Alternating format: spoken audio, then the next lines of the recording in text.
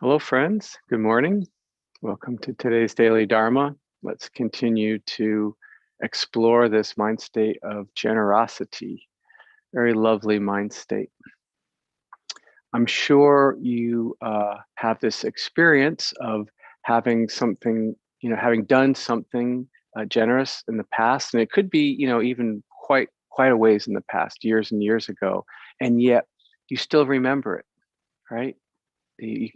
Quite clearly you remember it. Not only remember it, but probably also are in touch with the feeling of what it was like at that time, at that moment when you said this or said that or offered this or that.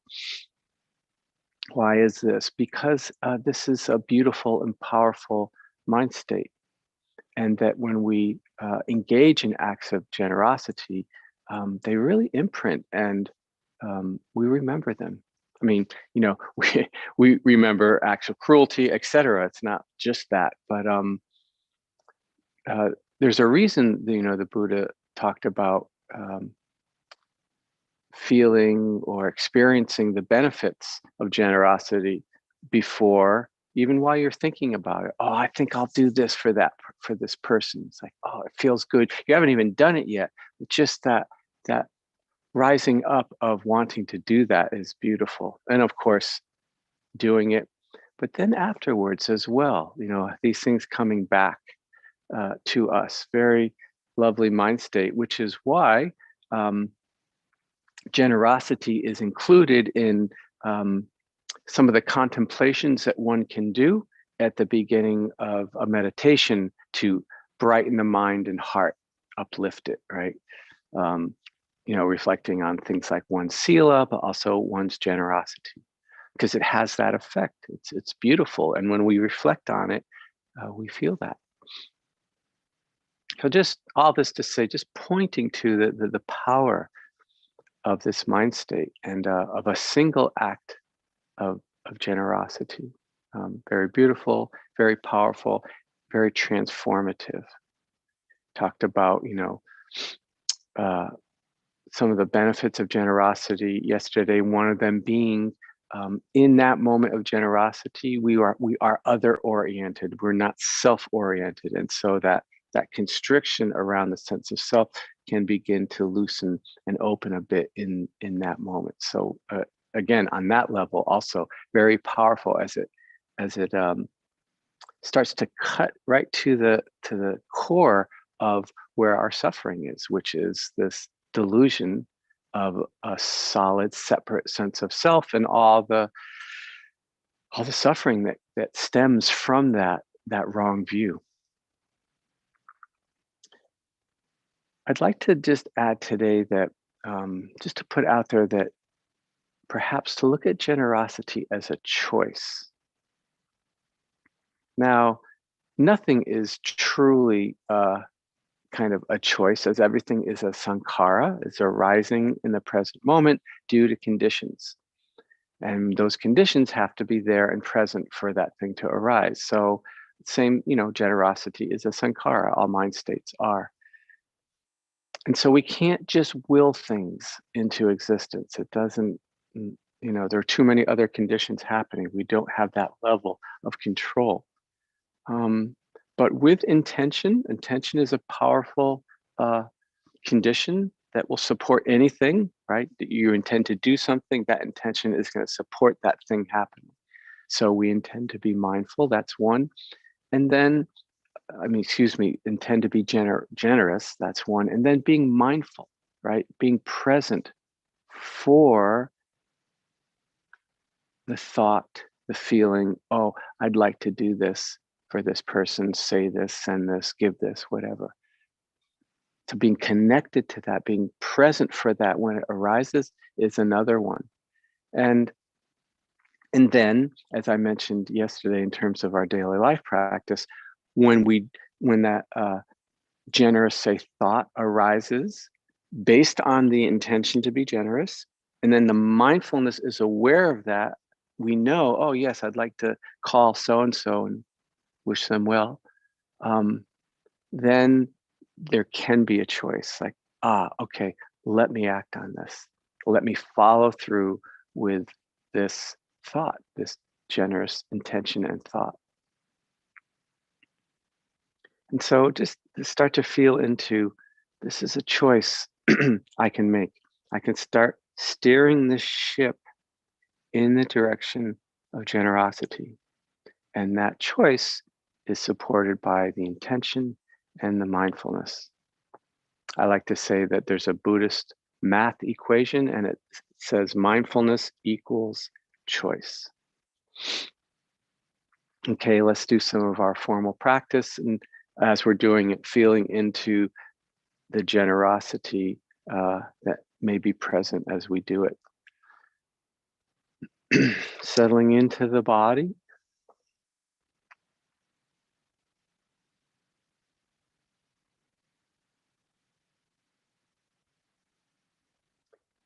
I read somewhere, and I can't remember where it was, but it said, and it stuck with me, everything that ever happens in the universe, everything in the universe simply wants to be known.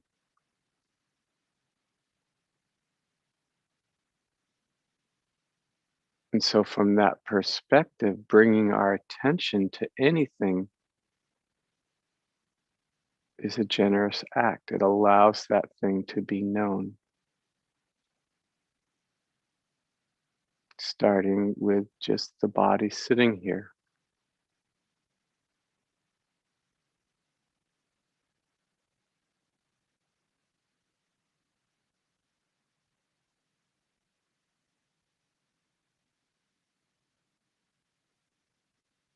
Feeling its physicality, its heaviness, the earth element. Feeling the weight pressing down on the earth below, whether we're sitting or standing or lying down, it's still the body's pressing down, and we can feel those contact points. It's a really good place to start to become somatically connected to the body, meaning feeling it.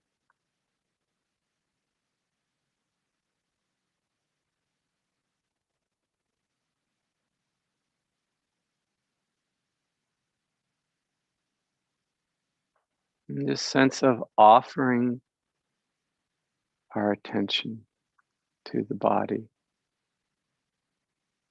generosity being an offering.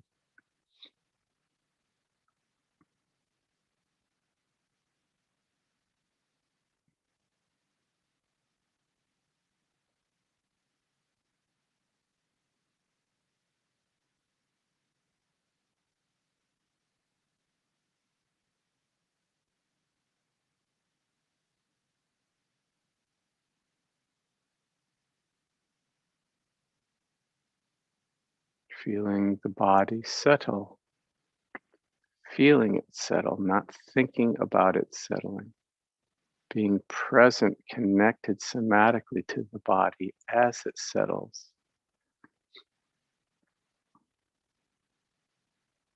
Settling downwards, just the way, silt suspended in water over time, if the water is left still, would settle downwards. So settling downwards, but also the sense of the body opening and widening, if that feels comfortable, safe.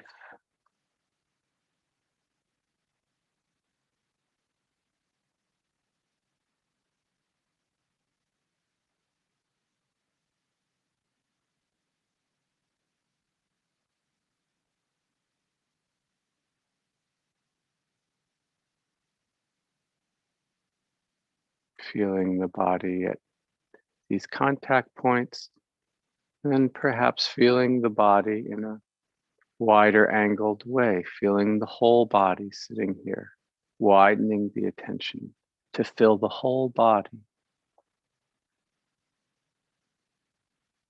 feeling the whole body all at once is the instruction.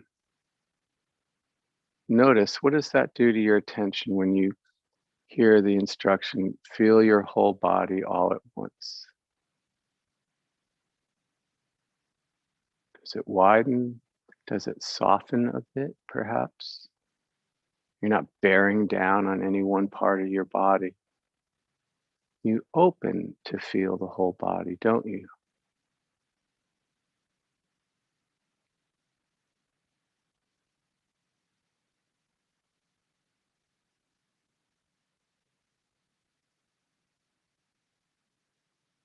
And you may not feel every square inch of your body, some parts more, some parts less. That's fine.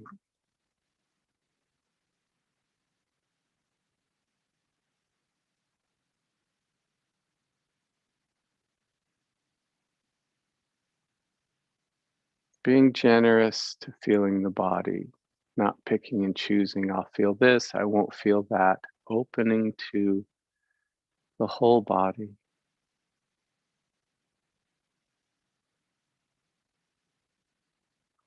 offering, in a sense of offering the attention to the whole body.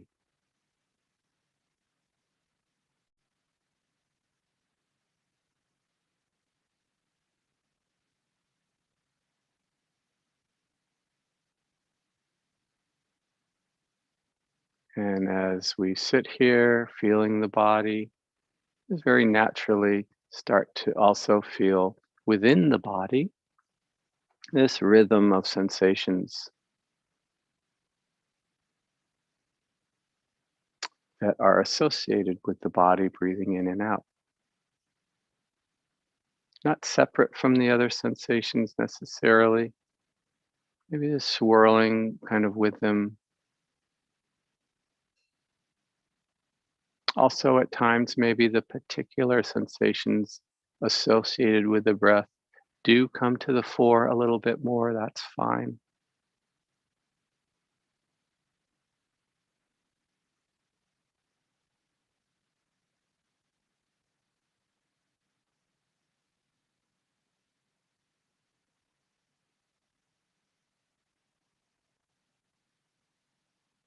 Letting this rhythmic process of the breath help calm the body.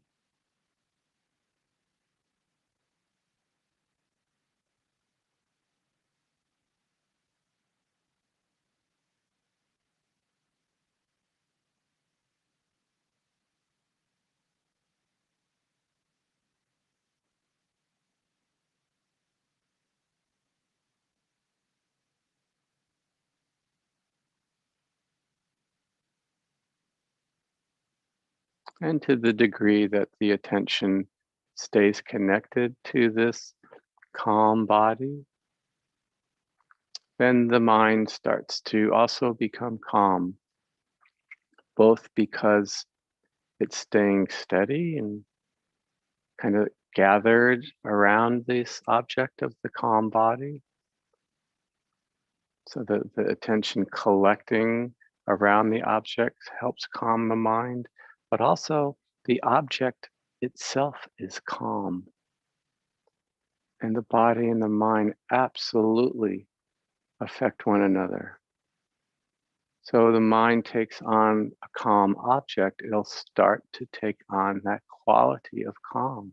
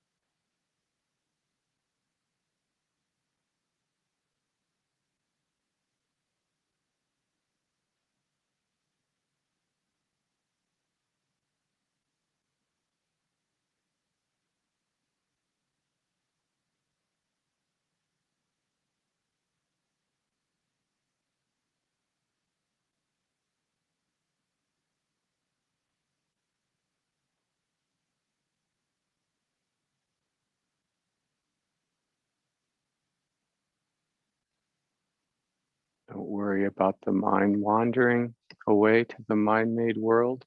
It comes back when the conditions are supportive for it to. And the calm body is right there waiting, isn't it? Don't need to go anywhere to search for it. Just make that gentle, conscious, somatic connection again with the body.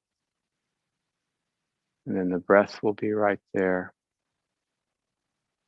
It's really very little doing involved at the wake-up moment.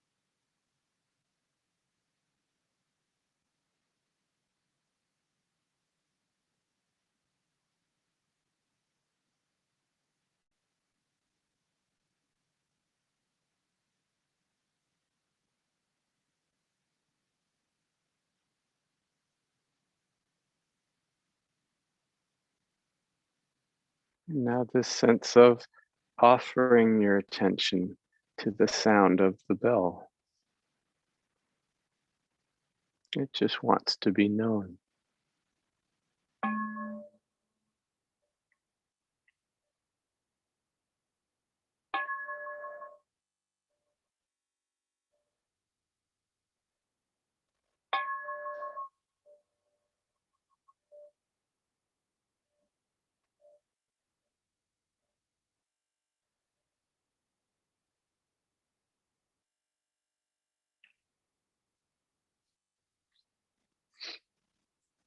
Thank you for your practice. Moving on through the day, using the intention for generosity and then the mindfulness to become clearly aware of generous thoughts. And then an additional intention to, oh, you're right, let me follow through with these. Now, this intention to both just be generous in general, and then that intention to follow through when the generous thoughts are known, that arises from a couple things. One is that, be a good thing to do, right? And it's pretty easy. We can really feel into how lovely generosity is. So being connected to that, really closely connected to that, this is really a kind thing to do for myself to cultivate this mind state, right? That will support, yeah, let me cultivate generosity. But on the other side, equally important, being aware of and connected to what it's like when we're not generous, when we're tight, constricted, stingy, holding on, self-oriented, right? What's that like with our time, with our emotions, with who we are, with our resources? When we hold any of those back, it's not good. It's not good. How's that? Right from the sutta is not good. right? It's a lonely world when we behave like that, all right? So understanding the benefits and the happiness that comes with generosity, but also understanding the suffering that comes from being self-oriented, constricted, holding on tight, etc. Both of those helpful in cultivating the intention of, oh, let me cultivate generosity. Okay, that's it for today. I wish you well with all of that. Enjoy your generosity, and we'll see you here tomorrow and continue to explore this mind state. Take care till then. Bye-bye.